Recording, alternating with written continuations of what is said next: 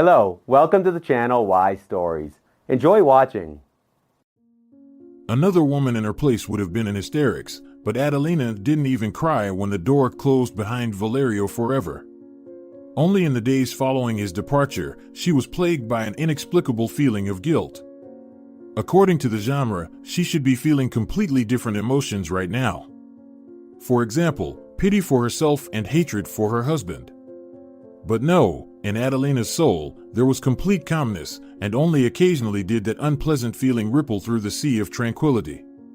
She constantly thought about how Valerio wouldn't have left if she had. And then it was a dead end because her consciousness refused to answer the question, what should she have done for him to stay? For the past few days, Adelina had been trying to answer this question herself. She understood that her own life and the fate of her children depended on it.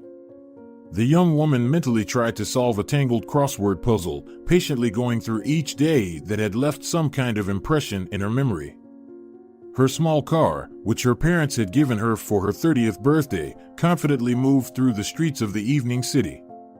And to Adelina, it seemed like she was not driving a stylish hatchback of an indecently bright red color, but her own life. Everything depended on which direction she would turn at the nearest intersection.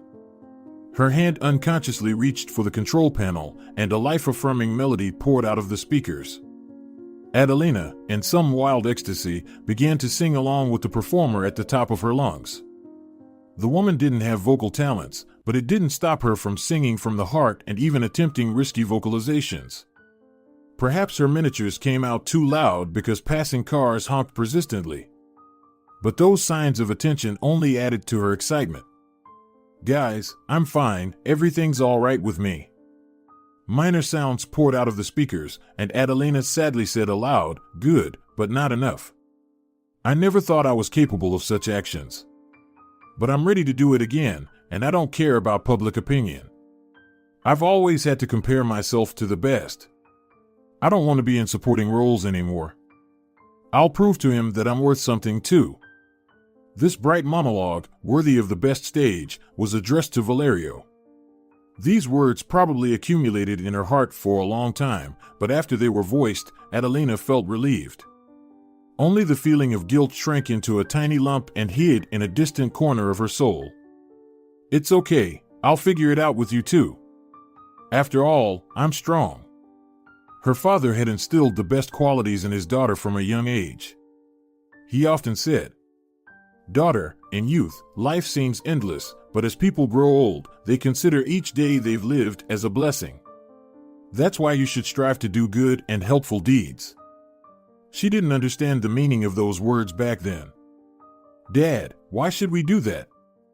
"To preserve each day in memory. Later, in the twilight years, you'll look back and remember, on this day, I helped an old lady, and on another day, I saved a bird. Dad, is it a good deed or a bad one when you let someone copy your homework?" Such questions from his daughter would put Senior Lozano in a dilemma, but he never avoided answering. Overall, Adelina believed she was very lucky with her parents. They were the best people on earth. And every day of her childhood was filled with their care and warmth. Adelina was a late child in the family. Senior Lozano and Sonora Vidal were already in their mature age when they decided to join their lives. Both had a failed first experience in marriage, so they dated for almost 3 years before applying for marriage.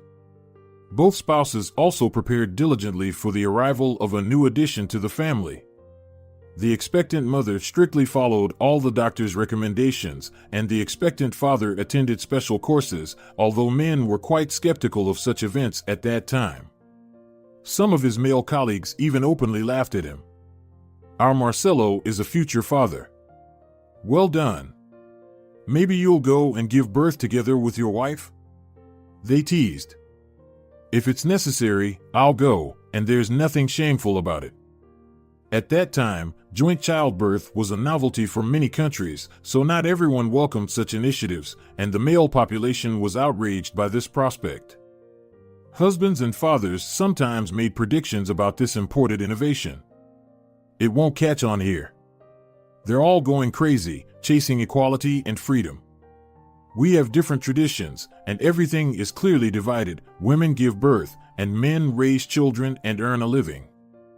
However, one could argue with the last statement, but no one dared to deny the inviolability of traditions. Therefore, Senior Lozano's bold decision remained unfulfilled, and he didn't witness Adelina's arrival into the world. However, this circumstance didn't diminish the joy of the newly minted father. With his last bit of cash, as salaries were only paid every few months, he hired performers from the cultural center and brought them to the maternity ward in beaten-up car. The mini-concert beneath the windows of the medical facility made a strong impression not only on the young mothers but also on the staff. Some nurses even shed tears due to an overflow of emotions. They only show such love in movies. What a great man. A real man. Of course, due to understandable reasons, Adelina doesn't remember the events of those days, but her mother loved to recount this touching story. Each time, new details of her first days of life would emerge. When they brought you for your first feeding, I was even scared. On that day, 8 more boys were born, and only 1 girl. All the boys were so big and chubby. They cried at the top of their lungs, and my little daughter looked like a tiny frozen berry among them. You didn't even cry, you squealed like a kitten. Although Senora Vidal spoke fondly about her daughter's shortcomings in the first days of her life, Adelina didn't quite enjoy being compared to an abandoned kitten by her mother. It was only later, when she gave birth to her first son, Anton, that she realized that a mother doesn't care about a child's appearance. But life is a harsh thing, and it doesn't spare even little children. While the girl was a miracle to her parents, others didn't see it that way. The first time Adelina encountered injustice was in kindergarten. That day remained etched in her memory. On the eve of the first spring holiday, the children were preparing gifts for their mothers. Besides cute crafts, it was decided to delight the women with a small concert. The teachers organized the program and assigned the acts. It was then that Adelina showed initiative for the first time in her conscious life. Let me learn a song or a poem. I have a good memory. One of the teachers looked at the child strangely.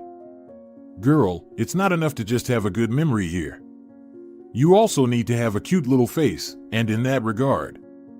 Adelina saw how another teacher nudged her colleague forcefully. What nonsense are you spouting in front of the child? Nothing unusual. I'm just used to telling the truth. Let her get used to it. She'll have to hear many times in the future that she looks like a little mouse. Such a gray and unremarkable one. Of course, Adelina, at her 3.5 years of age, didn't understand the full meaning of what the teachers had said, but her memory was indeed good. When her mother came to pick her up from the kindergarten, she retold everything right in front of the teacher who had criticized the girl's appearance. Adelina added, on her own accord. They didn't even give me a poem, they gave everything to other kids. And I speak well and sing loudly. And Pia stutters, but she's pretty, and now she'll sing the main song. From hurt, Adelina began to cry, and the teacher was ready to sink through the floor out of shame. Senora Vidal tried to speak calmly, although her voice trembled with indignation. What kind of casting are you conducting here? Who allowed you to damage children's psyche? I won't let this go.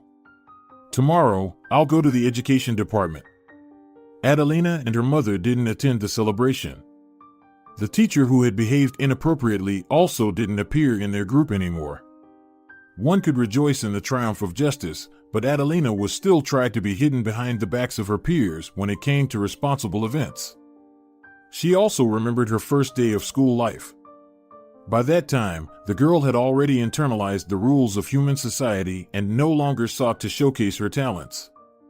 She habitually blended into the crowd of her peers because, in the collective, her protruding ears and colorless eyebrows on her freckled face were less noticeable. The ceremonial assembly went smoothly, and she, along with everyone else, clapped happily when a tall high school student carried a junior school first year on his shoulder, holding a symbolic bell-shaped rattle in her hand.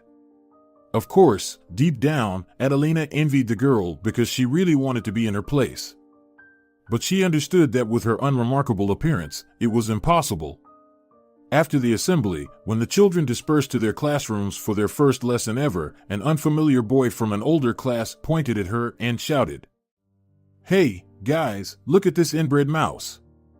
Senora Vidal was very worried about her daughter, but with an unaffected look, Adelina said, "Mom, maybe the boy wanted to call me big-eared because I do have big ears. He just mixed up the words. Don't worry, I'm used to it, and I'm not offended." Adelina accidentally overheard her mother telling her father about this outrageous incident in the evening. "Marcelo, I'm so worried about Adelina. Why is everyone picking on her? In my opinion, her appearance is perfectly normal for a child. Inessa, don't worry so much. Our Adelina is better than everyone else and more beautiful than anyone. And she has a strong character for a 6-year-old child. That's exactly what scares me the most. I'm afraid she might become cruel. There are many stories where childhood complexes lead to terrible consequences in adulthood. I'm sure Adelina won't have any complexes. She's a very clever girl and quickly grasped the rules of the game. And appearance is something that can change. We'll see with our own eyes the transformation of an ugly duckling into a beautiful swan." Unfortunately, the father's predictions didn't come true, and Adelina never became a beauty. However, her unremarkable appearance no longer scared anyone, and, for the most part, no one paid attention to it in school. The thing was, Adelina excelled in all areas. She was sent by the school to various subject Olympiads, and she always returned victorious. One day of triumph, in particular, stood out when she left even the high school students far behind in an intellectual competition. It was a pure victory. That day was one of the happiest in Adelina's life. The middle school student became the pride of the whole school. She was featured on television shows, and even the regional newspaper wrote about her. But fame is a fleeting phenomenon, and Adelina understood that perfectly. She also realized once and for all that intelligence and knowledge hold even greater value than appearance. On the day of receiving her diploma, no one remembered Adelina's appearance anymore. Teachers predicted a promising future for her, and her classmates looked at her with undisguised envy. The first beauty of the class, with straight C's on her diploma, deliberately said out loud, "Some people are so lucky. She doesn't amount to anything herself, but she got the golden diploma." Someone defended the unlucky graduate. "Adelina earned her gold honestly, and you ended up with a second-hand diploma because you're like that grasshopper from Jean de La Fontaine's Grasshopper and Ant fable. Just envy crusts. Any university will welcome Adelina with open arms, while you struggle to get into some rundown college." The parents watched their daughter from the sidelines, and both cried tears of happiness. "Inessa, what a wonderful daughter we've raised." So many kind words were said about our Adelina today.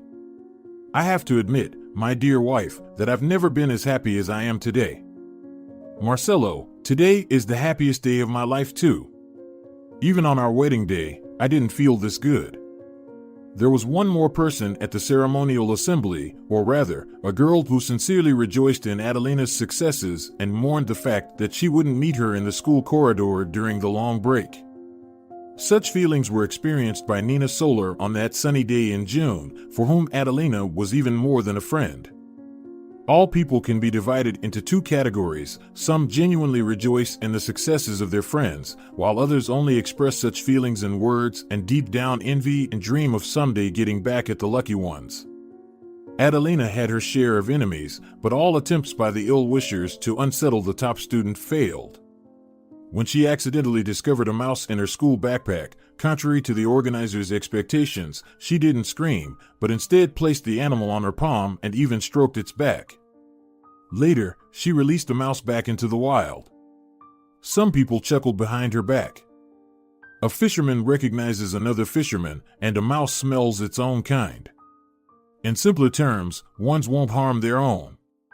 Next time, one of the pranksters smeared the chair where the top student was sitting with carpenter's glue, but even this prank didn't succeed. From a distance, Adelina noticed a suspicious sheen, and from the tense expression of one of her classmates, she unmistakably identified the prankster and approached him with a request. "Pablo, your chair is higher, and this one is uncomfortable for me. Let's switch." The boy blushed, which the teacher perceived as shyness. Pena, when a girl asks, a real man should give in. After that, Pablo had no choice but to endure a lesson sitting in the glued chair. Later, his friends struggled to peel him off the furniture, but they couldn't save his pants. After classes, Pena waited for Adelina outside the school. "You think you're so smart?" Adelina laughed in the loser's face. "Pena, you know about the boomerang effect. That's what you got. You're laughing too soon, Lozano.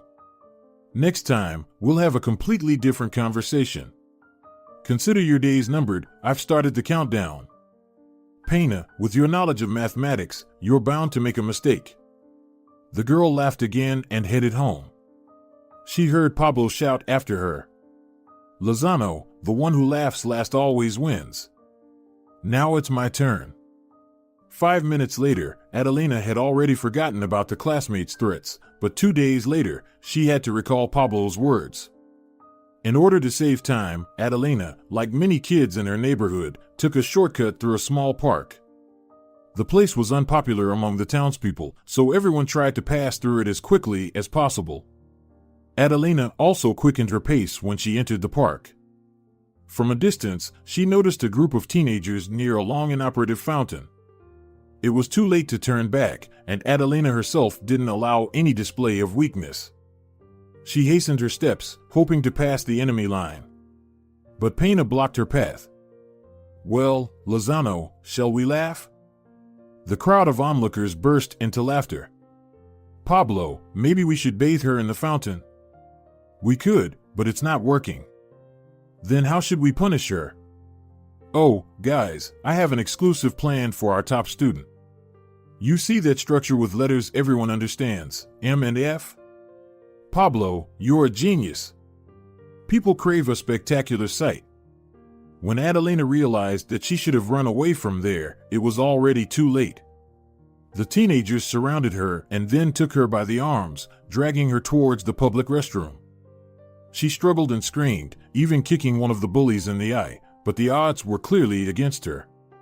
From somewhere to the side, a girl's scream was heard. "Kia!" Then came the sound of a strong blow, followed by another scream, this time from one of the avenging pack. Adelina barely had time to comprehend what was happening before another battle cry resounded, and another bully writhed on the ground in pain. The remaining 3 members of the gang swiftly fled the scene. Adelina looked at the girl, about 12 or 13 years old, with eyes wide open, unable to believe that she had single-handedly defeated 2 assailants. The young judoka extended her hand. "Nina." Adelina accepted the friendly gesture. "How did you end up here?" "I always go through the park from school, you know, as a shortcut." "I heard you screaming from afar and rushed to help," Nina explained. "Tell me, Nina, where did you learn all this?" Unexpectedly, the girl blushed. "My dad taught me. He used to be a champion, but then he broke his arm and had to leave professional sports. Now he works as a coach.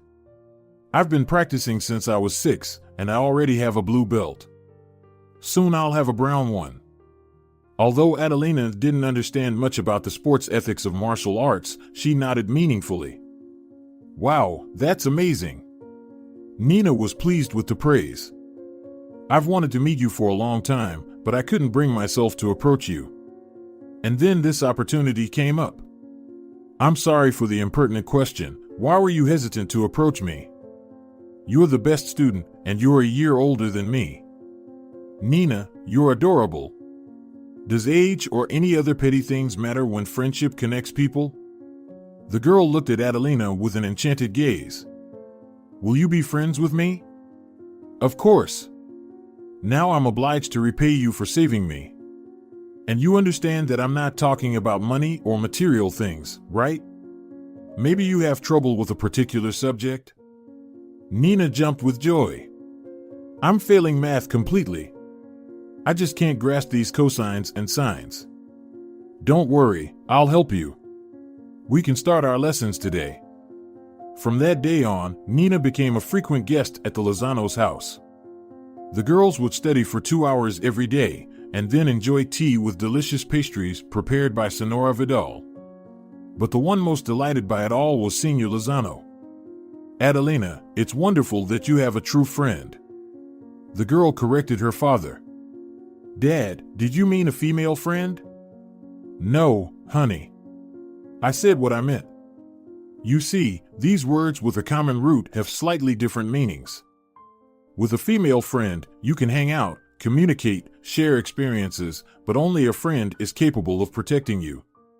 This girl Nina is a true friend. I hope I didn't make a mistake in her." Senor Lozano's prediction about Nina was accurate. Growing up in a sports family, the girl possessed strong-willed qualities and was always open to connections. She never boasted, although she had things to be proud of too. Soon people started talking about the pair. What a big love of hand and glove. Although both are lacking in beauty, their ambition is off the charts. The girls paid no attention to the gossip, especially since they didn't feel inferior. Thanks to their good upbringing and clear understanding of their life goals, both students had already shaped their personalities. They treated such talk just as an adult perceives childish pranks. The only thing they regretted was the impending separation. But the girls found a good way to overcome this obstacle. Adelina applied to one university for the specialization in software engineering and nanotechnology. These were completely new fields, and many young people dreamed of acquiring future-oriented professions. This meant that Adelina, for the first time in her life, had to compete fiercely for a spot among equals, as almost all applicants were medalists. There was a treacherous moment when Adelina almost gave up. She called Nina to seek advice. "Nina, you can't even imagine the number of medalists per square meter here. I'm even scared." Her friend calmly replied, "Fear is normal. It's bad when a person starts panicking, and from the sound of your voice, I can tell you're on the verge of despair. But I don't understand, what's causing the panic? I also get scared when I step onto the tatami and face an unfamiliar opponent. But that's the philosophy of any competition, to overcome fear and win. In your case, it's much simpler because you just need to overcome your own fear. That's it." Adelina successfully passed the additional tests and was admitted to the faculty. The first year at any educational institution is considered the most challenging, so she devoted all her time to studying. But despite the heavy workload, as the student of a prestigious university liked to say, it didn't prevent her from communicating with her friend once a week. During their phone conversations, the girls shared the main events and their plans. In one of those sessions, Nina joyfully announced, "Adelina, I've decided to apply to the closest to yours university for the Faculty of Sports Psychology. So, very soon we'll have the opportunity to meet in person." "That's wonderful. But what about big sports? Weren't you dreaming of winning championships?" "My friend, you yourself told me that we need to realistically assess our abilities, and that's what I did. I realized that representing the school is one thing, but representing the country is a completely different responsibility. In short, I don't measure up to the highest level. And the career span in sports is too short, so I decided to dedicate myself to another meaningful pursuit. After all, training future champions is also an honorable endeavor." Although Nina's voice carried a hint of sadness, it was clear that this was her final decision. Adelina wanted to encourage her. "Perhaps you're right. It's important to plan our lives with an eye on the future. I'm truly happy for you." Nina was admitted to the university on her first attempt. Although her academic performance was modest, her achievements in sports played a decisive role. This period was marked by another remarkable event that brought the girls closer, a friendship developed between their parents. Shared concerns and experiences unite people. Like many girls her age, Adelina secretly dreamed of a great and beautiful love. During her school years, she immersed herself in popular novels filled with more tragedy than happiness. After reading a book, she would walk around for a few days under its influence. However, she never shared her feelings with anyone, not even Nina. The reason for her secrecy was her face features. Although Adelina had grown accustomed to being considered plain, her essence refused to accept such a situation. As a result, she began experimenting with cosmetics, and she was quite successful. Nina had a keen understanding of makeup techniques, and her lessons benefited Adelina's appearance. After enrolling in university, Adelina forgot that her appearance didn't conform to beauty standards. Firstly, there were more pressing matters to attend to. Secondly, most of the female students looked like Adelina. Many of the girls wore glasses with thick lenses, which helped her completely forget about her supposed flaw. During one of their get-togethers, Adelina decided to broach the forbidden topic.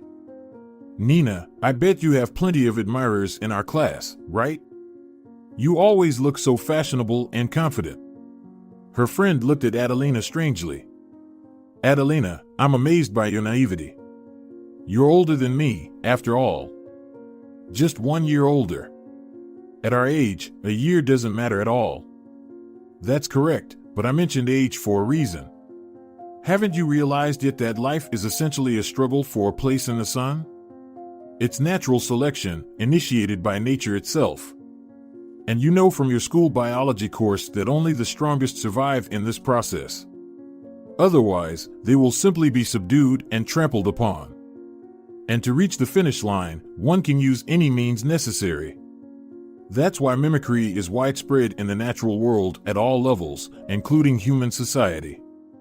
Adelina looked at her friend with wide eyes for a long time, unable to recover from her surprise.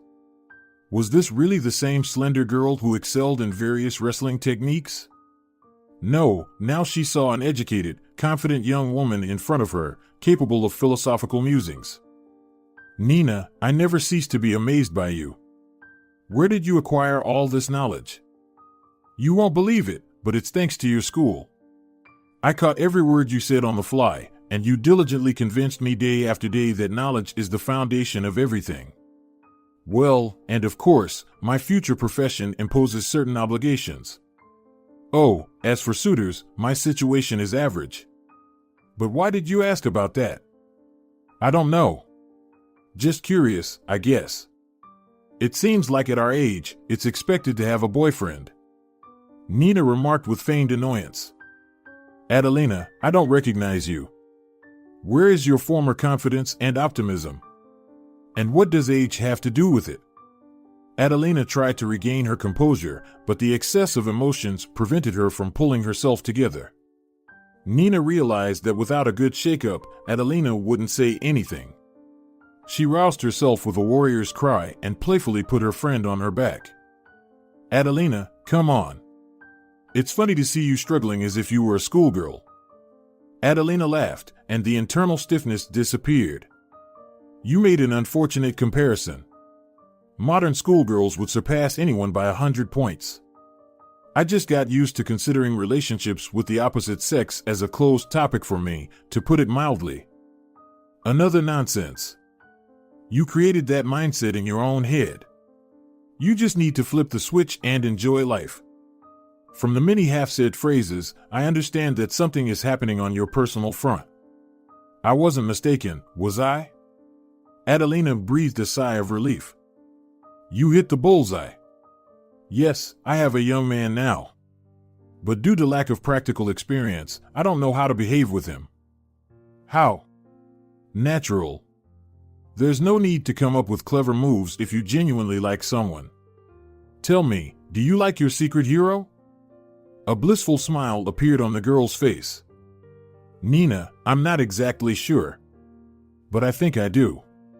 When I'm with him, I feel at ease, we can talk about anything.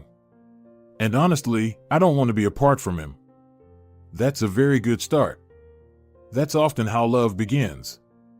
But don't lose your head, nonetheless." Her friend's warning passed by without settling in the infatuated Adelina's consciousness. And there was no doubt that she was in love with Valerio. Their first encounter resembled a plot from the novels she had read before. As a second-year student, she urgently needed to prepare a research paper and went to the university library. Valerio was already diligently working on a similar assignment at the neighboring table. They had occasionally crossed paths in the intricate mazes of the university before, but they were not closely acquainted. This time, when Adelina appeared, Valerio greeted her with a gesture. She responded with a nod, her hair neatly styled in braids and twists. Engrossed in their work, the young people didn't notice how it had become completely dark outside and the reading room had emptied. The librarian had asked them several times to leave, but they requested just a little more time. Realizing that her pleas had no effect on these zealous students, the woman turned off the lights. It was unexpected.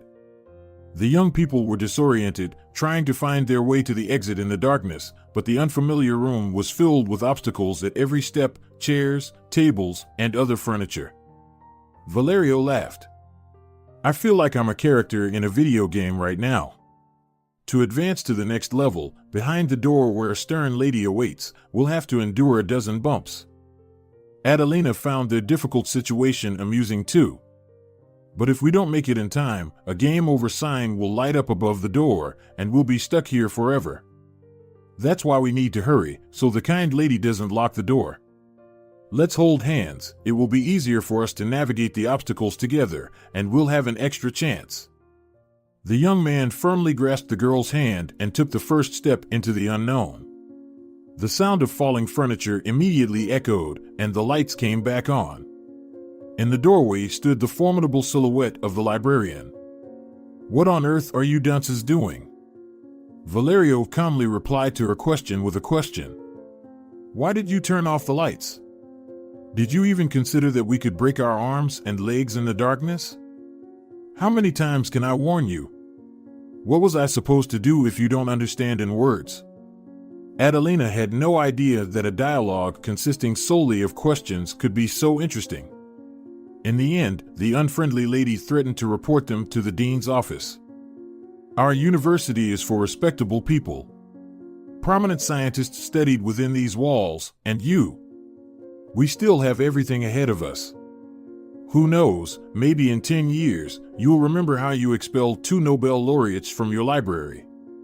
And believe me, you'll feel very ashamed of your unkind act. Valerio gave a bow to the bewildered lady and they ran out laughing onto the street. Now I must escort you. Such a vivid introduction requires a continuation. Are you okay with that? Excitement filled Adelina's soul and body, and she jokingly replied, if we all started the game together, then logically, we should proceed through all subsequent levels together as well. You know, that's a very fitting comparison. But still, I really want our relationship to grow into something more than a video game. After all, we're not just drawn characters, we're living people. I'm not against that development either, but there's one but. The young man looked at the girl with surprise. Let me guess. Are you married? No. Then you must be an alien, and your spaceship will arrive to pick you up? No, not that either. Then I give up. We haven't even introduced ourselves yet. Right. But we'll fix that right now. Besides, I know your name is Adelina. And I'm Valerio. Adelina laughed wholeheartedly at the guy's jokes, and her face blushed, with mischievous sparks dancing in her eyes. The young man openly admired her. Adelina, if you only knew how beautiful you are. I've never met such a lovely girl before. For the first time, Adelina heard those words, and she felt her head spinning with happiness. Just a few weeks later, Valerio and Adelina felt a strong attachment to each other. In his usual playful manner, the young man explained this phenomenon. Adelina, we're lucky that we met each other so quickly. Have you heard the beautiful legend about soulmates? Of course, and you're saying that we are 2 halves of the same whole? And do you think otherwise? It's just that the heavenly forces didn't scatter us around the world like others, but dropped us in the same place. Perhaps the workday was coming to an end, and they simply didn't have any other option. Well, it can happen if we don't seize the chance the angels have given us. Valerio, you always speak in riddles. Aren't we seeing each other every day already? The girl once again felt the same loving gaze from the young man. He gently pulled her closer and kissed her. Just seeing each other isn't enough for me. I want more. I want to see you every minute, feel your breath. Adelina remained silent and anxiously awaited the continuation of this love song, but Valerio succinctly concluded his confession. Let's get married. Valerio, what about our studies? What will we tell our parents? Adelina, listen to me. We are adults and we should make decisions for ourselves. Is a marriage certificate an obstacle to obtaining a diploma? Probably not. Exactly. And tell me, why should we follow the accepted standards? Don't you want to do something without prompting? To make an important decision on your own?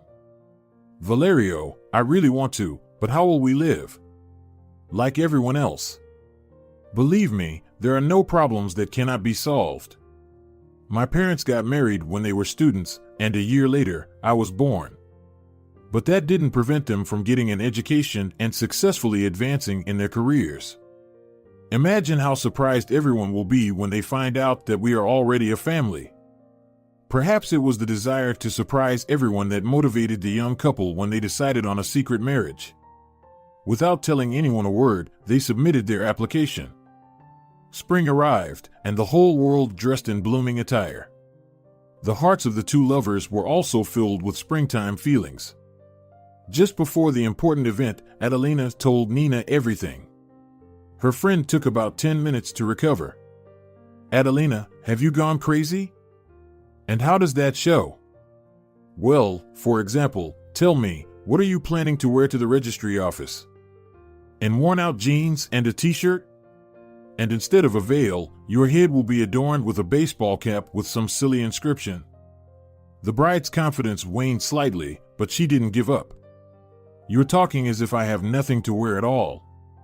I have a decent suit in a classic style, and I can find a nice pair of shoes too. By the way, I came to you hoping to find support and assistance, and you. And why do you think I should, Adelina, urgently fix your shortcomings? Are you punishing your parents for some sins?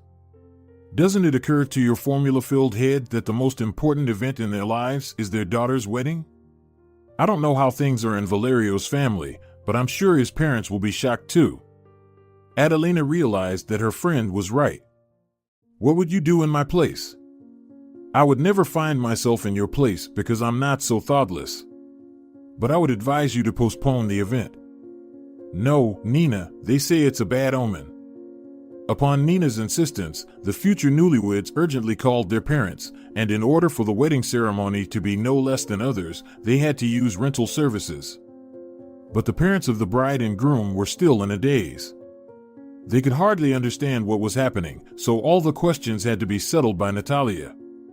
When the culprits of the commotion put their signatures in the registry office, Senior Lozano asked, somewhat ironically, "And where do our newlyweds plan to spend their honeymoon?"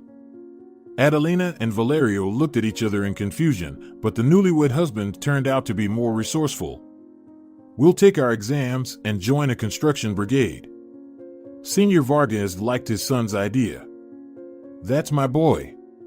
In his day, I was just as bold and cheeky. By the way, it's not a bad option for newlyweds, pure romance. Life in tents, mosquitoes, food from a common pot, and lots of work." The man turned to the bride's parents. "I'm just teasing my offspring. That's me all over. I also got married when I was a student." Senora Moya, Valerio's mother, contributed her thoughts to the discussion of the important matter.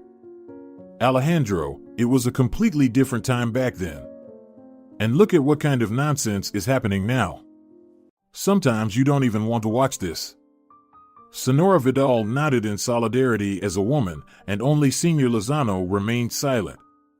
The newlyweds sat quietly, keeping their excitement hidden.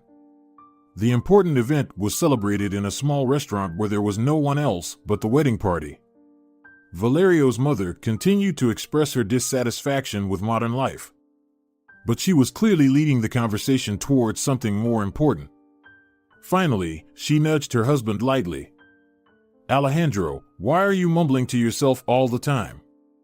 You wouldn't allow our children to wander around in tents and be mercilessly bitten by mosquitoes, would you?" Senior Montero glanced towards the newlyweds. My dear, joining a construction brigade is great. It's an excellent option for thrill seekers if they are independent enough. Let them handle their own problems from this day forward and take responsibility for their impulsive actions. But, Alejandro, he's our only son. Senor Lozano calmly said.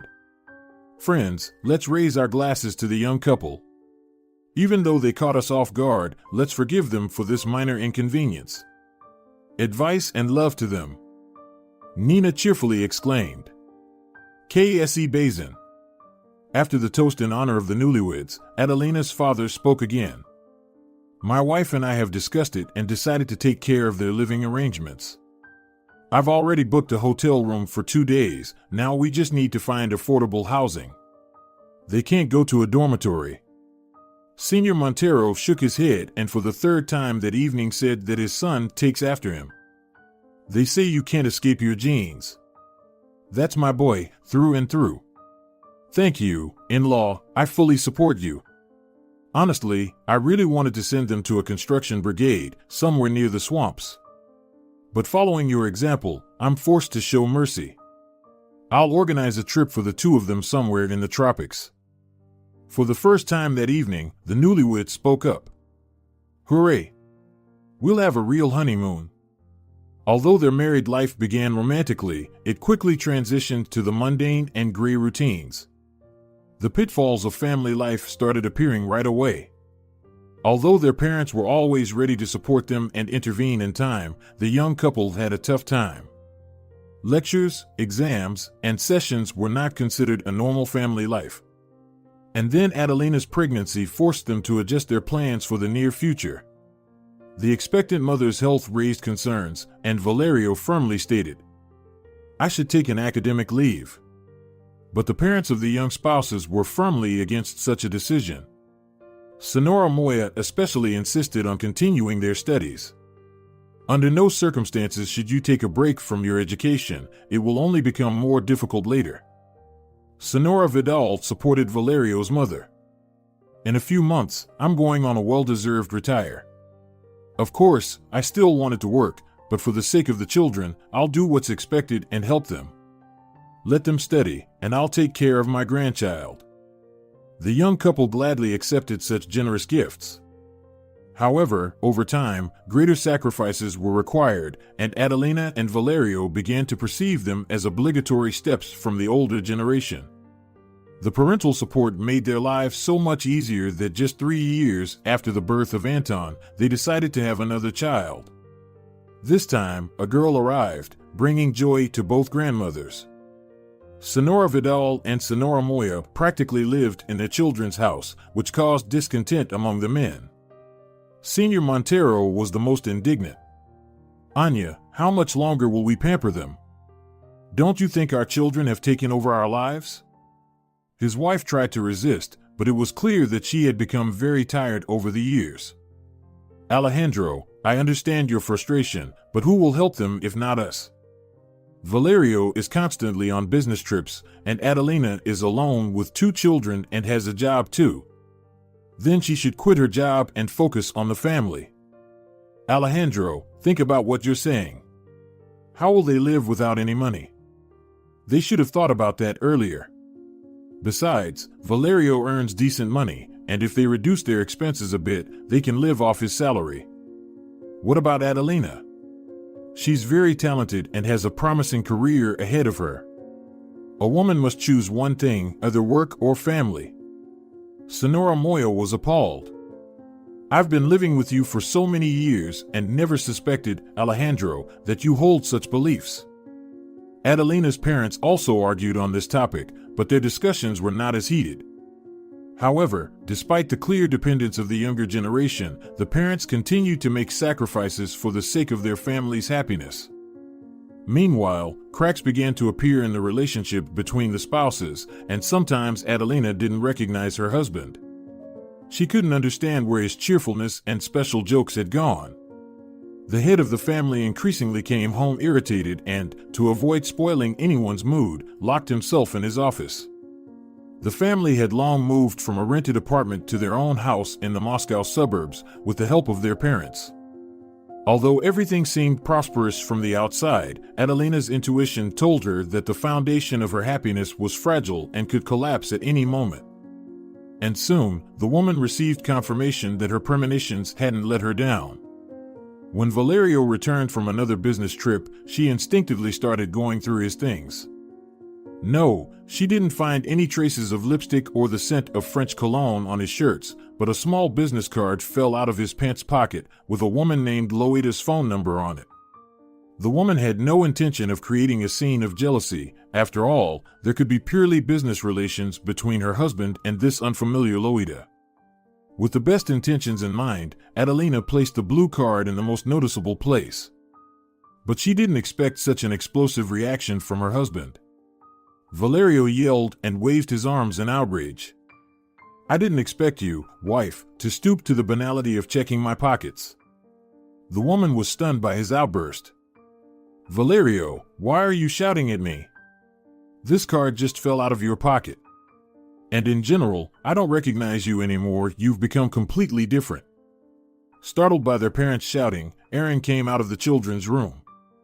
"Mom, are you fighting with Dad?" "No, sweetie, we're just talking."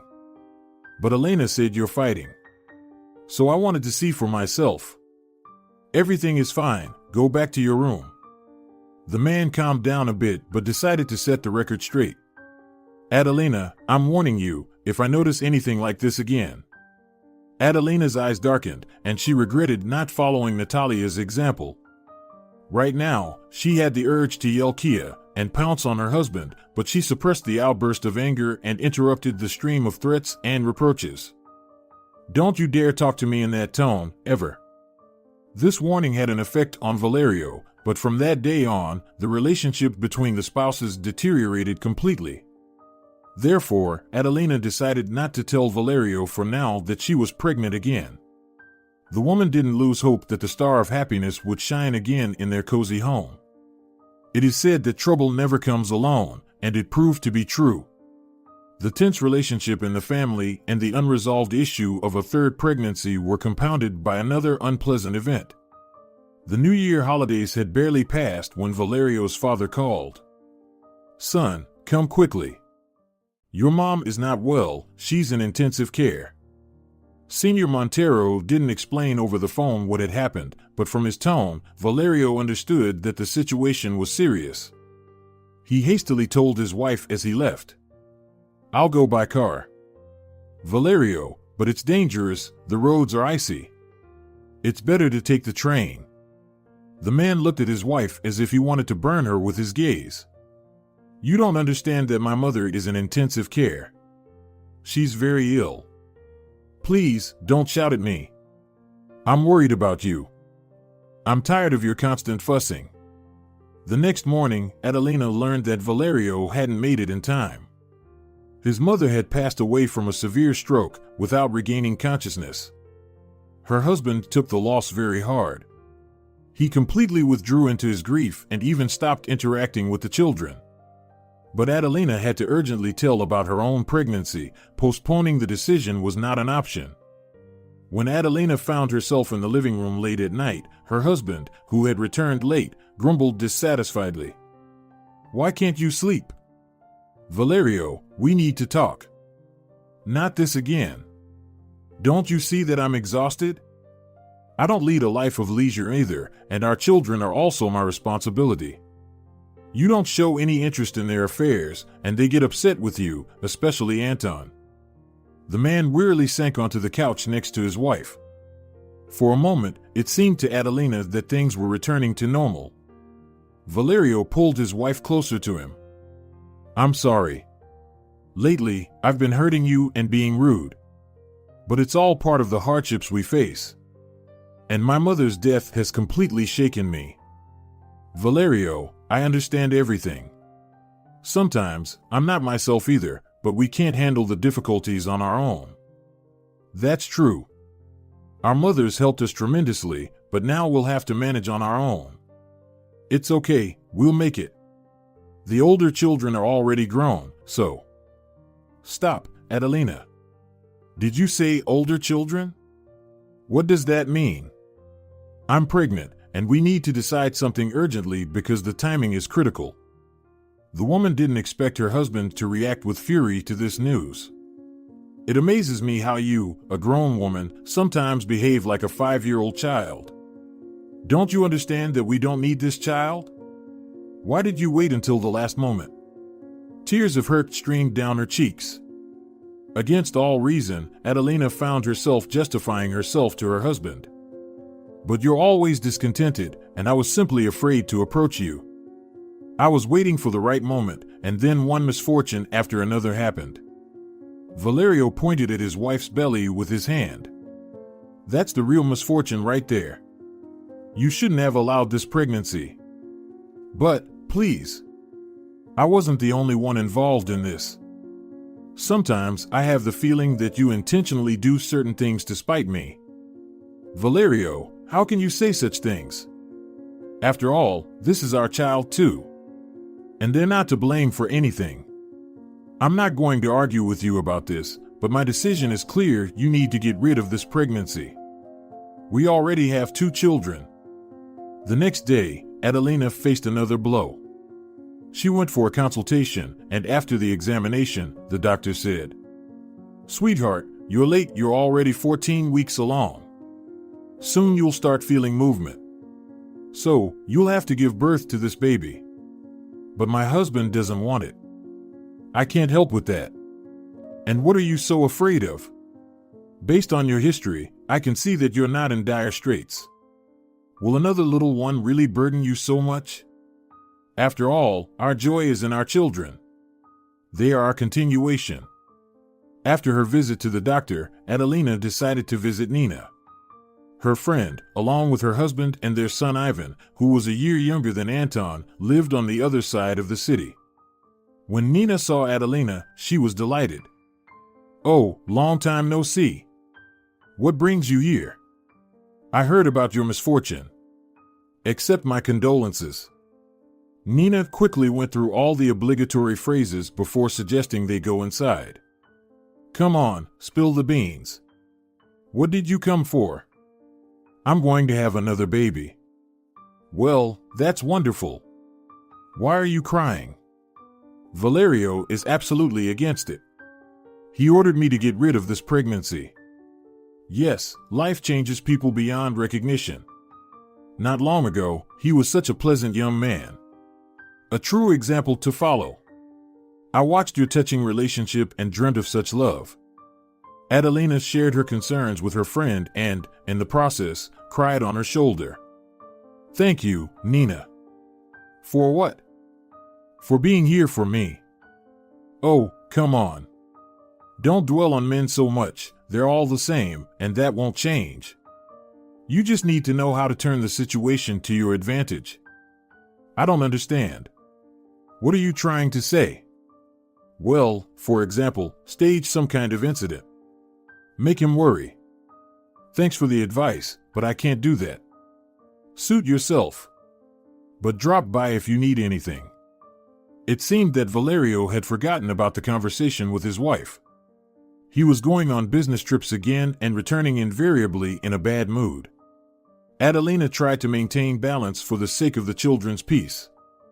She diligently threw logs into the almost extinguished fire of their family happiness, but the flame just didn't want to ignite.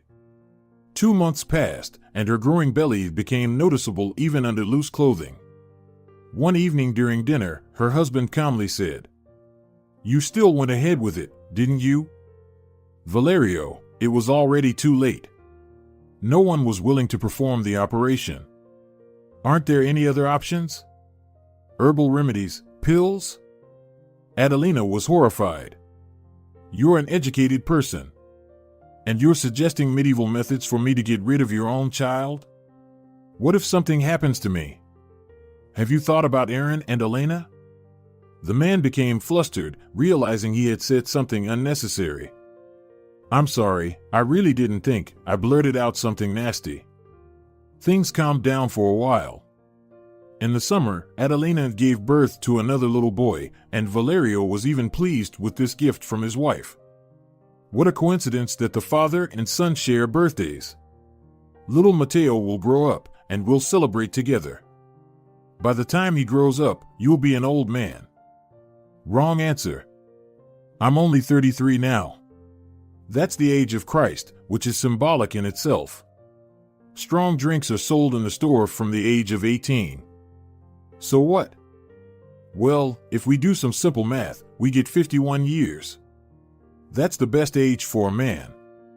For the second time in their years of marriage, Adelina witnessed the miraculous transformation of her perpetually grumpy husband into the old Valerio with whom she felt comfortable and at ease. With all her might, she tried to preserve this fragile happiness. After work, Valerio spent the entire evening with little Matteo. He played with him and rejoiced in his son's achievements. Aaron and Elena also actively participated in raising the youngest member of the family. But this domestic idyll didn't last long. Soon, Valerio started coming home late at night, and one day he disappeared for 2 days. Adelina's imagination painted the most terrifying scenarios, and she began calling her husband's friends and colleagues, but no one knew where he had gone. She was about to contact the police to initiate a search for the missing person when Valerio reappeared on his own. He brushed off the children's questions, who were also worried about their father, and attacked his wife. "What chaos have you caused? And you're scaring the children." "I'm scaring the children? You disappeared from home without saying a word to me. You could have at least called out of decency. Or do you not care about any of us? Adelina, you simply irritate me with your habit of exaggerating things. Any other woman would have understood the reason for our problems a long time ago, but you remain naively ignorant. Or are you pretending not to understand because it's convenient for you? I'm sorry, but what am I supposed to understand? Fine, I'll tell you. Just don't get offended. I'm tired of this gray existence. Look at yourself in the mirror. Has no one ever told you that you resemble a gray mouse? You don't even try to change, and I'm tired of mediocrity. I want bright colors and equally vibrant emotions." Adelina looked at Valerio and couldn't believe that these hurtful words were coming from her beloved husband. "Valerio, snap out of it. What are you saying?"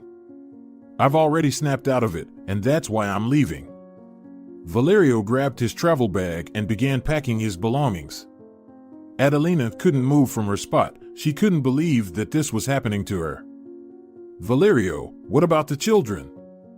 "Don't worry, I'll take care of the children. And by the way, I'm acting very nobly by leaving the house to you." "And where will you go? I mean, where will you live?" "That's none of your business anymore. I've met a woman who makes my heart beat." With a confident stride, Valerio headed towards the door, but he turned back remembering something. "I'll come by tomorrow for the rest of my things. Oh, and don't try to find me. We're parting ways forever, it'll be better for everyone." The door slammed shut, and a minute later, the powerful roar of an engine filled the air as the black SUV disappeared into the darkness of the winter night. "Mommy, did Daddy leave us?" The daughter looked at her mother, fear frozen in her eyes. "How will we live without Daddy now?" Aaron took his sister's hand. "We'll live just fine. There are still real men in this house. Mom, if he comes back, I won't let him in." Adelina, still hoping for the best, tried to soften the drama of the situation. "Sweetie, you can't speak that way about your dad. He's not a father, he's a traitor." Only a few days later, Adelina fully realized the extent of her personal catastrophe. Everything slipped through her fingers, and the children demanded maternal care and attention. The one in the most vulnerable position was 1.5-year-old Matteo. So, Adelina had no choice but to call Nina. She rushed over with Roberto. "Welcome the saviors.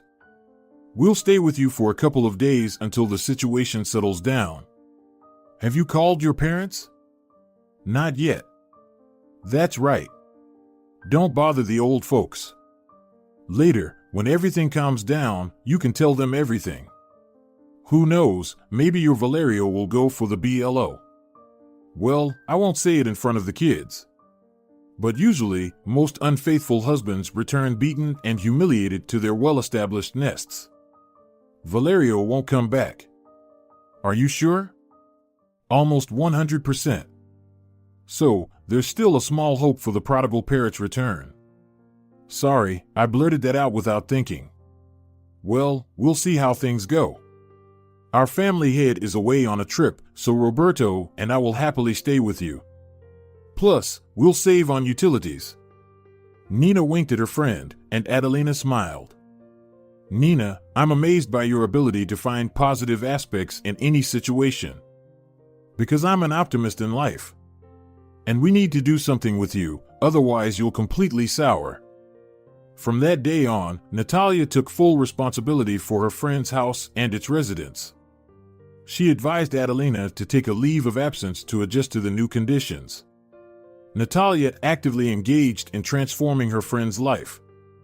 Adelina, you need to completely change all your settings. I know it's difficult, but you have to try. Adelina tried to resist the overwhelming activity of her savior. Listen, Nina, I'll be turning 33 soon, and I think what you're suggesting is impossible. I agree that something needs to be done about my appearance. We can buy trendy clothes. But how do I change on the inside? If you really want it, you can achieve anything. Motivated people are capable of things that are simply astonishing. Of course, it's hard to tackle this task alone, but I know who can help you. Adelina became cautious. I didn't think you would send me to a psychotherapist. What's wrong with that? Sometimes people don't realize the seriousness of their problems, and a competent specialist can assess the depth and cause of the problem at first glance. No, I won't go. Calm down. I have an acquaintance who specializes in women's issues. We studied together. But if you're against it, then I'll back off. But I would like you to agree. Trust me, you'll thank me later. I need to think. That's right, you're smart. Take a ride in your mind-blowing car and think. And we'll prepare dinner with our hungry elf pack. Elena jumped with excitement. Mom, it's so much fun with Aunt Nina. But who are these elves? They are very tiny people, but they can perform all sorts of miracles. And can they turn people into bugs? Well, they can only do that to bad people. What about Aunt Lucia? The women exchanged glances. Who's that? Elena looked at her mother and her friend as if they were the bugs themselves. As if you don't know. Aunt Lucia is Dad's girlfriend. I saw her when Dad and I went to the store to buy food for Mateo. She has black hair, but I didn't like her. Natalia was intrigued by Elena's story. Why? Is she mean? No, she's a pretender. She tells me I'm cute. But she has the meanest eyes herself. My mom is 1,000 times more beautiful. Adelina's heart felt calmer at her daughter's compliment. Okay, Nina, I don't want to hear any more about different aunts and doctors. I'll follow your advice and ride with the wind. Adelina circled the city for over 2 hours. She sang songs, talked to her husband who had traded her for some Aunt Lucia with black hair. Pouring out all her resentment to the silent night, she returned home. The children were already asleep, and only Natalia was waiting for her in the kitchen. So, did you blow off some steam? Thank you for the advice. I feel an extraordinary lightness now. I agree with your suggestion. I really need to completely change my life. The problem is that the grayness has seeped into me and doesn't allow anything to change. Adelina had never been so anxious. She was waiting for her turn in a soft chair that resembled a large ball, with the same soft, muted light pouring down on her. The atmosphere was very comfortable, and the tension disappeared. But the door opened, and a tall man in an expensive suit the color of wet asphalt invited her. Please come in, we and your friend are old acquaintances, and Nina has briefed me on your story. Adelina nodded and felt a betraying tremor throughout her body. The man sat opposite her in such a way that his brown eyes occupied her entire field of view. Don't be afraid, I'm not a real doctor. And who are you? Simply put, I'm a specialist in problems. I know where they hide and how to deal with them. And that's it? Isn't that enough? You've even stopped trembling, and that's already a good sign. To make our communication easier, Sonora Lozano, I should introduce myself. I'm Leonardo Vincente. Pleased to meet you. Likewise. I actually adore women's company. But not because I'm a ladies' man and a slacker. It's just that every woman has her own mystery. Sometimes it is the cause of serious problems. And you know how to solve these problems? Do you always succeed? I won't lie to you, not always. But much depends on trust. If the client trusts me as a specialist, positive results are usually guaranteed. And how long will the treatment last? And how much will this pleasure cost me? Sonora Lozano, this is not treatment in the conventional sense of the term. I have been dealing with modern women's problems for a long time, and I have my own system for solving them. You won't be subjected to any medicines, mixtures, surgeries, or other forms of intervention. So what is it all about then? You and I will try to find the key to your personal mystery that is hidden within you. Although Adelina didn't fully understand what Senior Vincente was talking about, his proposal intrigued her. I agree, and I will do whatever you say. That's wonderful. Then starting from tomorrow, start keeping a journal. Buy a regular school notebook and write down all your thoughts, fears, and worries in it. Make sure to note events at home, with your family, and at work. In other words, write down everything that comes to your mind. And what will come out of this? We will see together later. But I'm already sure that it will be interesting. Did you enjoy writing essays in school? Yes, I wrote them for half the class. I couldn't refuse, even though I knew it was wrong. And do you blame yourself for that? Yes, a little. Imagine, my husband left me with 3 children, and I can't rid myself of the feeling of guilt. I will definitely help you. But first, engage in creativity. Adelina bought a notebook and a whole pack of pens. She thought that this Senior Vincente was very strange, but decided to try his method on herself. At home, she opened the notebook and froze. Her mind was completely blank. She nervously chuckled, "Well, Adelina? What now?" And then the thought came to her that the first entry should be a description of this very fear. The fear of a blank page. When Adelina looked up, she realized that 2 hours had passed, if not more. Adelina looked in amazement at the notebook, which had been filled with no less than 20 pages. "Well, you did it, babe." She quickly turned off the light and went to sleep. Memoirs are memoirs, but sleep and work were still not canceled. In the morning, Adelina almost overslept, but she didn't panic. She cheerfully rushed around the house, getting the children ready. Sleepy Nina appeared on the stairs, watching her friend in surprise. "Adelina, what's gotten into you? Why are you running around like a propeller?" "Oh, Nina? Good morning. Shall we have breakfast together?" Nina continued to watch Adelina, while Adelina simultaneously sipped her coffee, applied mascara, and told Aaron what they needed to buy after school. Arriving at work, Adelina realized that she needed a notepad. So much was happening around her, and she hadn't noticed before. Now, the woman instantly formed her own opinion on what was happening in her mind, and she didn't want to forget it all. Take, for example, their security guard. He smiled every morning but never opened his mouth. She used to think it was just his peculiar trait, but then she found out that the security guard was constantly drunk.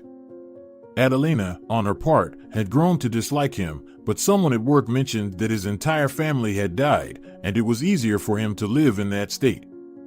The week flew by unnoticed.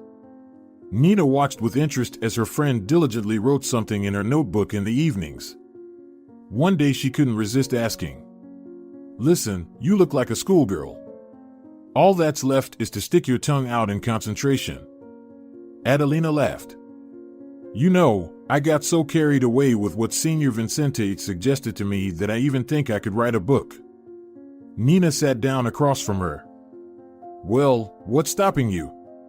Take and write." "Oh, come on, Nina. I'm not a writer." The answer is not accepted. No one is born a writer right away. Oh, come on, stop it. Who cares about the experiences of a gray mouse? Nina smirked. I could never understand why you don't love yourself so hard. Why don't I love myself?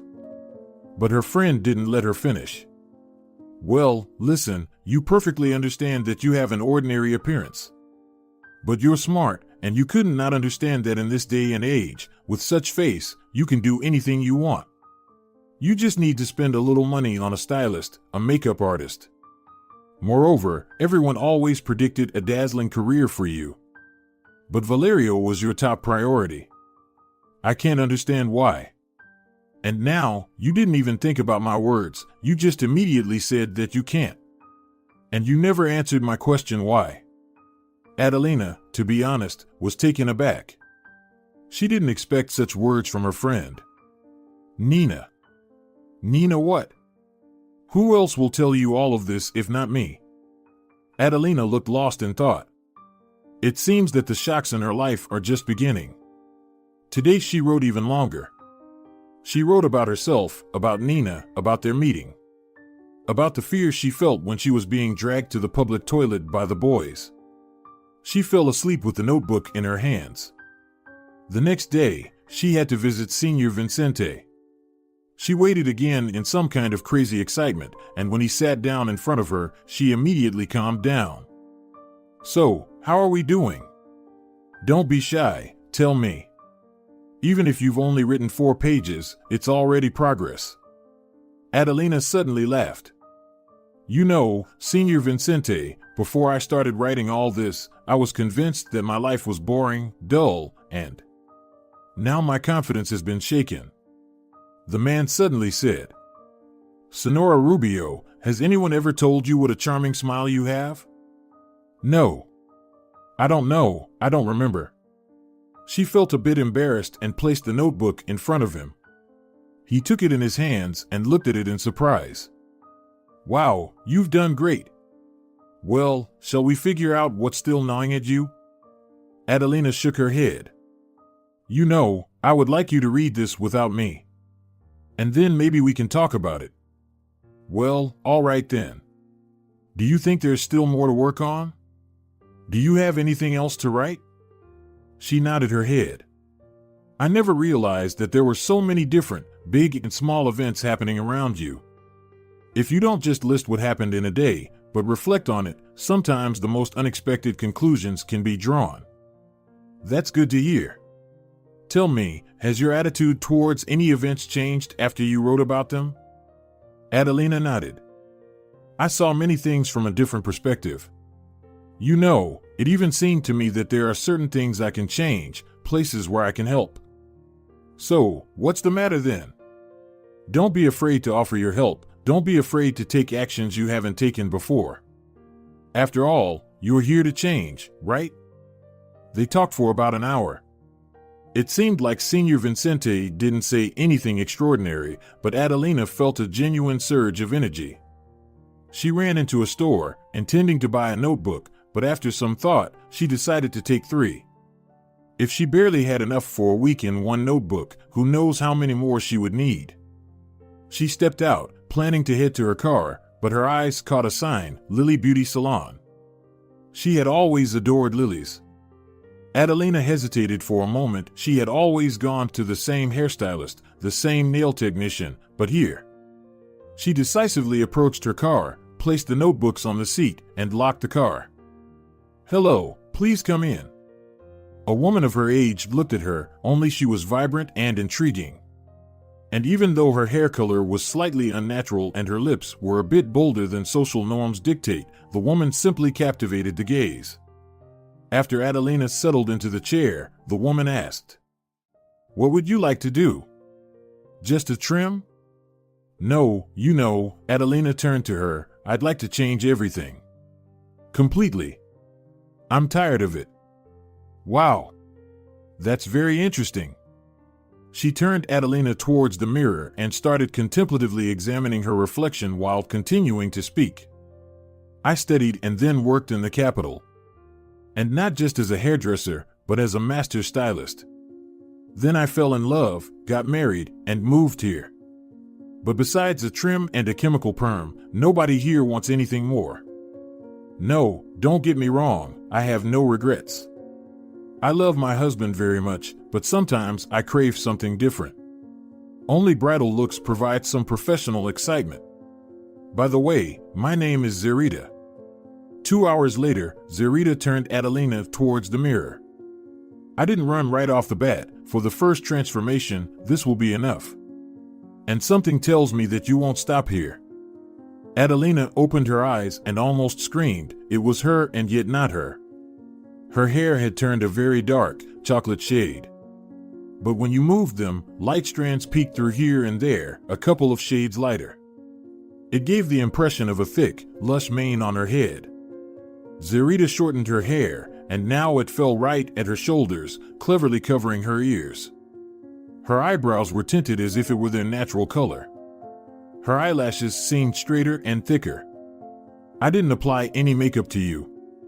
Firstly, it would be an even greater shock for you, and secondly, I think you look great as you are.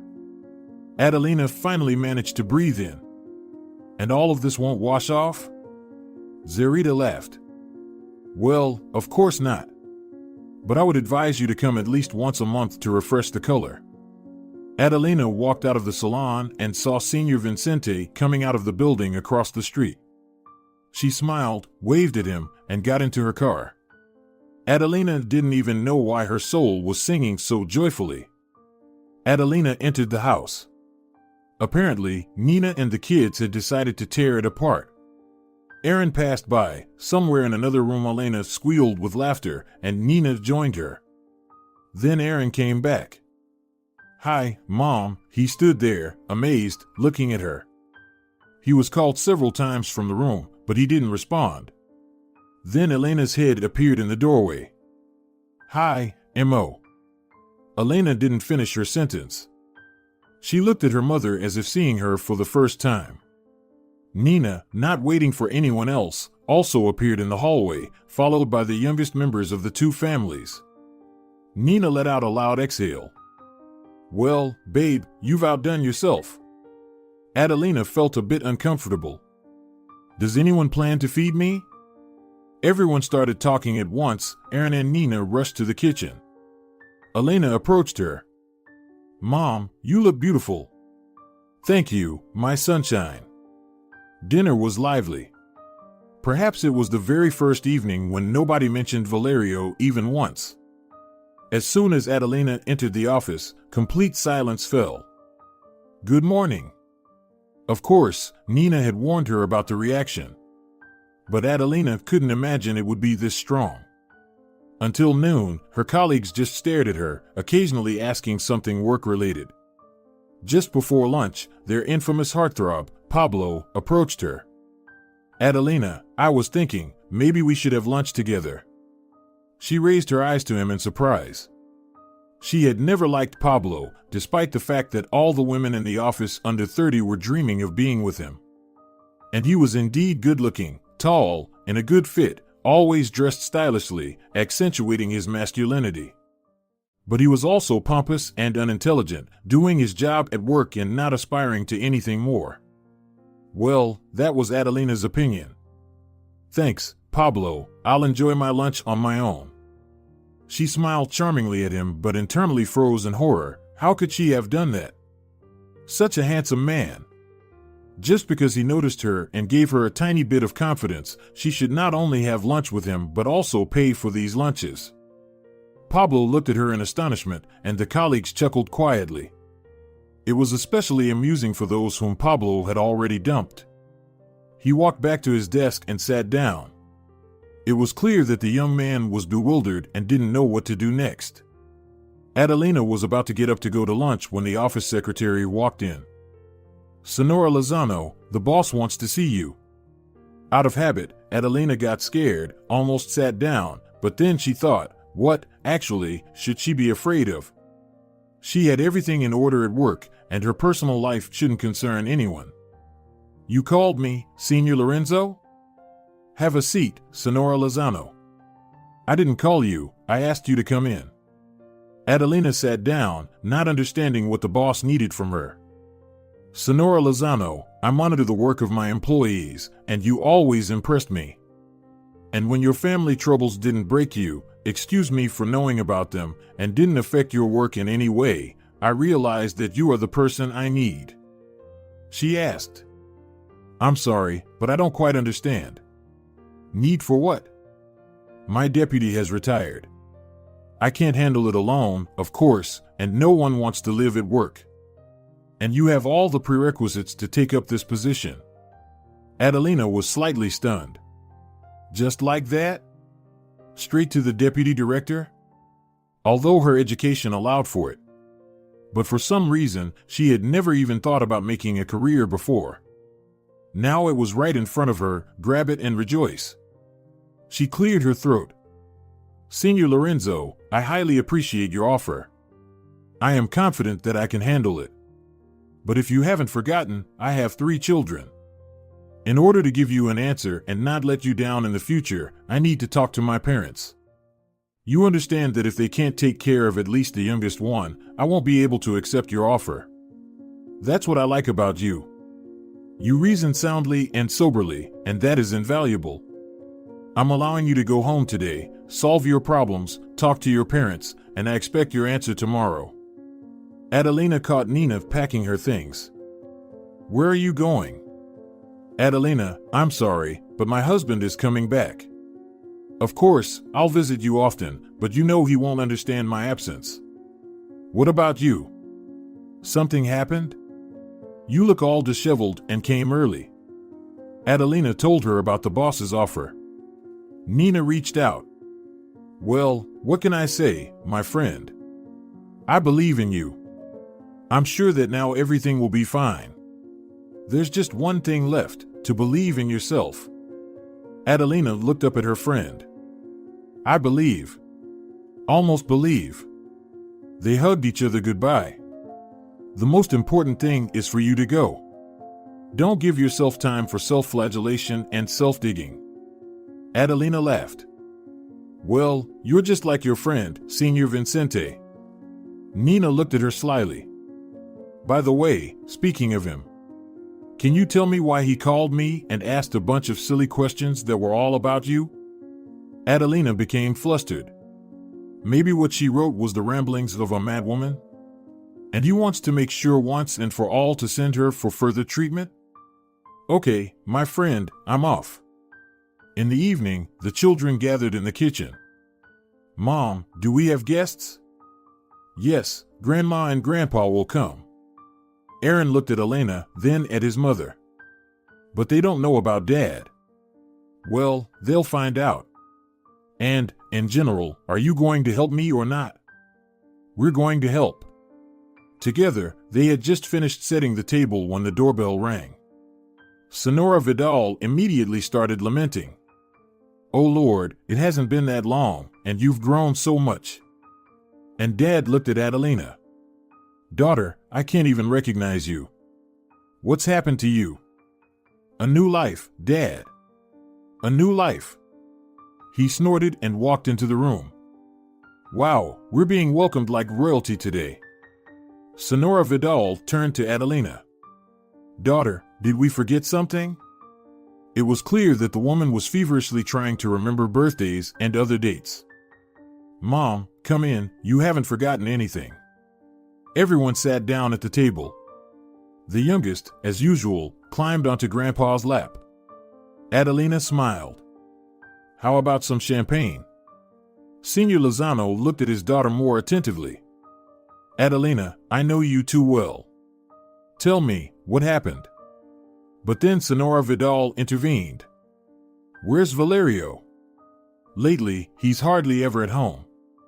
It's not right for the father of 3 children to behave like this. Elena immediately burst into tears, and Aaron took his mother's hand. Adelina patted his head. Thank you, everything's fine, Mom. Mom, Dad, Valerio left us. Mikhail snapped, even thumping his fist on the table as if killing a cockroach. And Sonora Vidal clutched her heart. Mom, it's not necessary. Everything is fine. We're getting used to living without him. I gathered you for a completely different reason." The woman looked at her daughter with astonishment. "How can you say such things? We need to bring your husband back to the family." Senor Lozano frowned but didn't interrupt his wife. "Mom, I have no intention of bringing anyone back. It was his decision. He's happily living with some new woman, and today I filed for divorce. But I need your help. Darling, you know. Today I was offered a new position." She spoke, and Dad admired her. He always said that his daughter would show everyone. And even gray mice are capable of something. Especially today, his daughter looked different and not at all like a gray mouse. Her parents offered to move in with her for the cold season. The children need to be taken care of, and it gets dark early. "Mom, Dad, I never even dreamed that you would help me so much." The next visit to Senor Vicente fell on a day off. Adelina smiled, looking at the two filled notebooks. Senor Vicente was right. As soon as she wrote her problem, her fear, on a blank page, it didn't seem so big anymore. She didn't have to wait for Senor Vicente this time. He was waiting for her in his office. "Senora Rubio, I have a proposition. Let's have our conversation somewhere else today." She froze. "Well, I can see how scared you are. What's the matter?" And unexpectedly for herself, she laughed. "It's just my surprise. I would be delighted." They sat in a cafe with windows overlooking the park. Autumn is still a beautiful time. Senor Vicente looked at her. "You have changed a lot. Not just externally. You know, I even regret resisting Nina." The man smiled. "Nina cannot be resisted. You must understand that. Sooner or later, we were destined to meet. Tell me, I read your diary. Is it true that she saved you like that?" "Yes, I still remember her screams and the fallen enemies. Of course, it's impossible to describe it in words." No, you're wrong.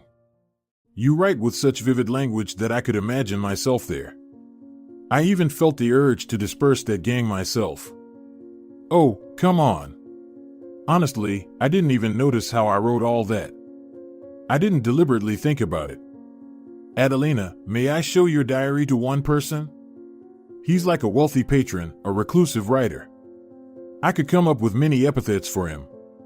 I promise that if you don't want to, we can stop at any time." "Stop what?" "You see, your entries would make a great book. It would be a guide for women who have lost themselves, written in an artistic and very understandable language. But I am not an expert in all this, which is why I wanted to show your writings to a professional." Adelina expected anything but this.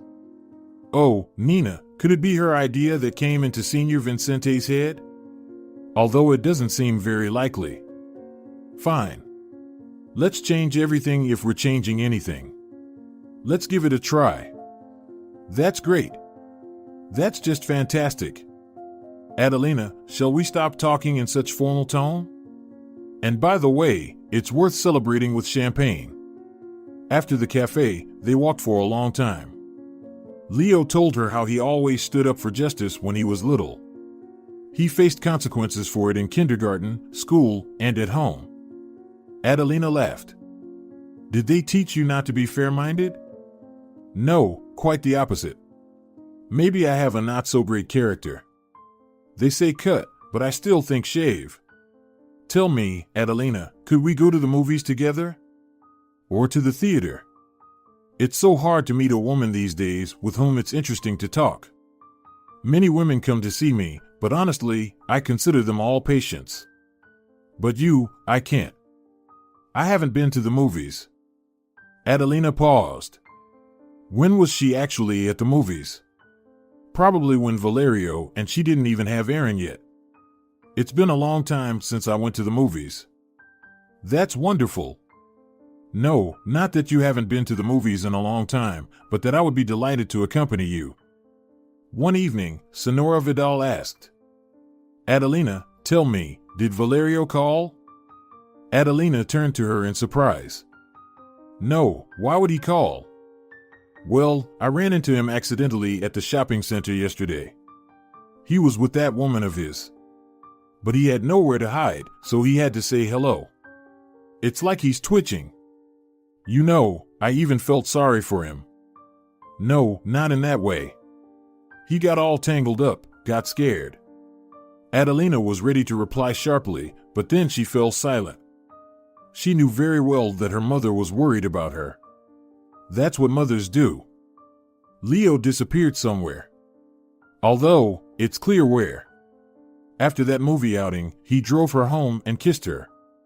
She responded with such fervor that they couldn't bear to part.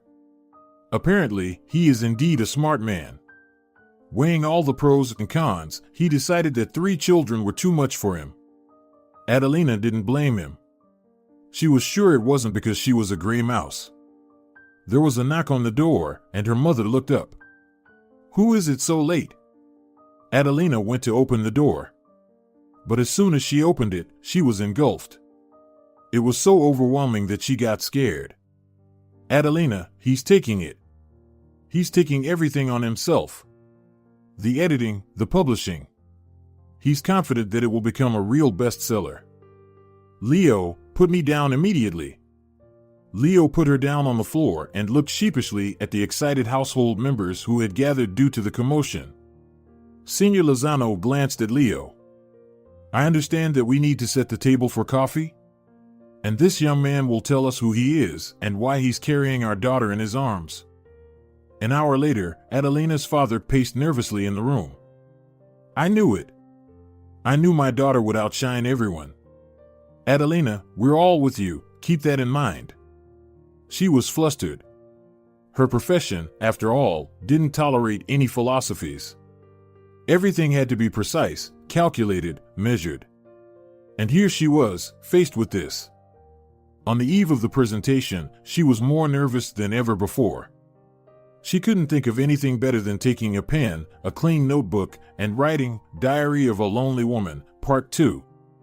However, she didn't manage to start writing. There was a knock on the door. Valerio stood at the threshold. How many times had she imagined this meeting, and yet she was still flustered? Can I come in? Come in, of course. But the kids aren't here yet. I wanted to talk to you. To me? But haven't we already resolved everything? I gave up alimony, and you gave up the house. What other questions are there? He looked at her in surprise. You've changed. I had good teachers. Shall I pour some coffee?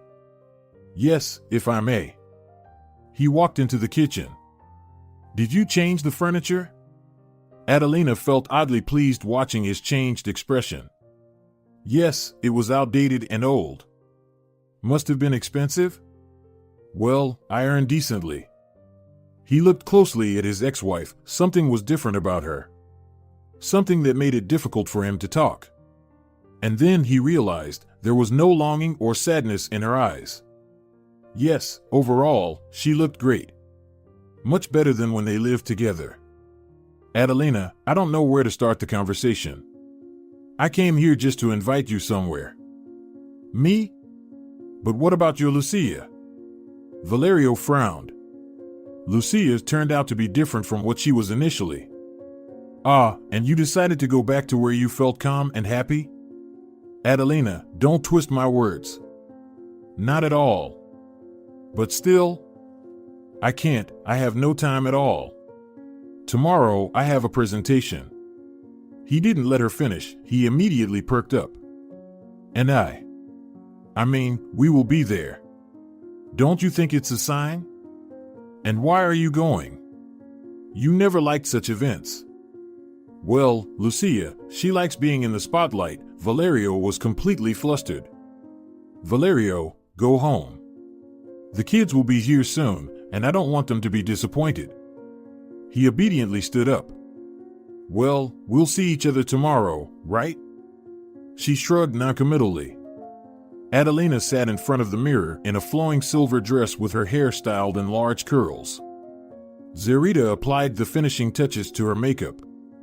Every time I work on you, I get a bunch of new ideas. It's a shame we can't bring them all together in one look. Adelina laughed. Well, who will I become then? Zerita looked at her attentively. Come on, tell me, what's bothering you? My ex-husband came by. He wants to come back. But nevertheless, he's attending today's event with his. Does he know that Adelina's notes was written by you? No, of course not. Then rejoice. Let him fully realize what he's lost. Adelina glanced at Zerita. You're cunning. Zerita smirked. No, just fair. Nina peeked in at them. Well, what are you doing here, fussing around?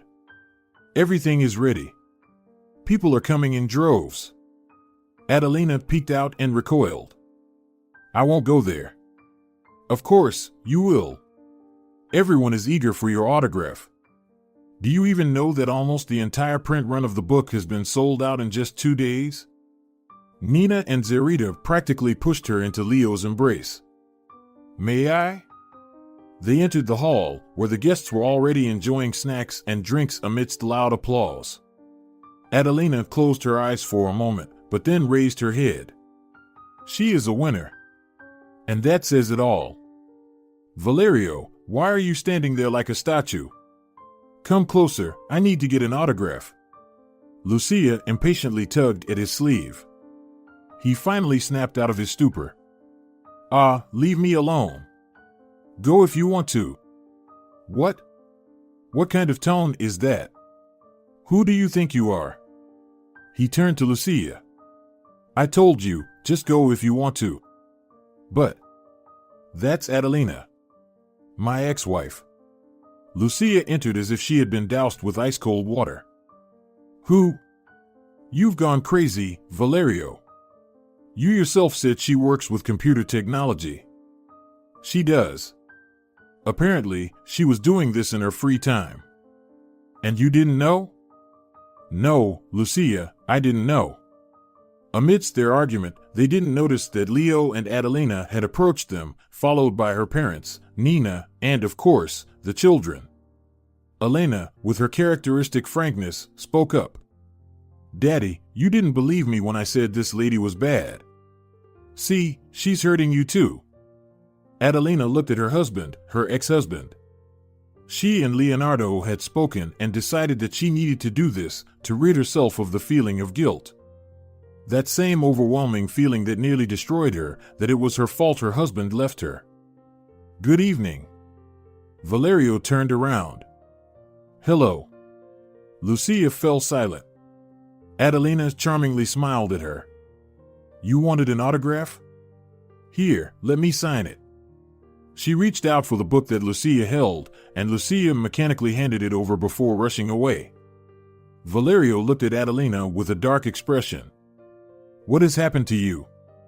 You weren't this angry, this cruel. Is it unpleasant for you to realize that someone you tried to crush didn't break but instead rose up? He glanced around. Everyone makes mistakes. I made one too, and I want to come back. We have 3 children, and you understand perfectly well that they need a father. Since when?